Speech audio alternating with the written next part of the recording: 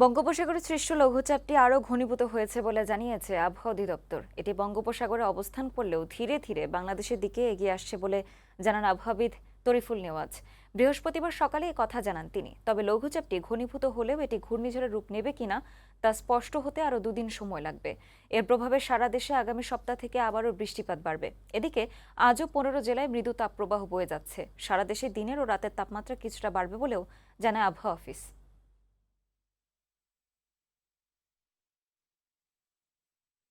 দক্ষিণ পশ্চিম বঙ্গোপসাগর এটা প্রায় শ্রীলঙ্কা বা তামিলনাড়ু উপকূলের কাছাকাছি। তো এটা সাগরের মধ্যে থাকা অবস্থায় আরও ইন্টেন্সিফাই করবে।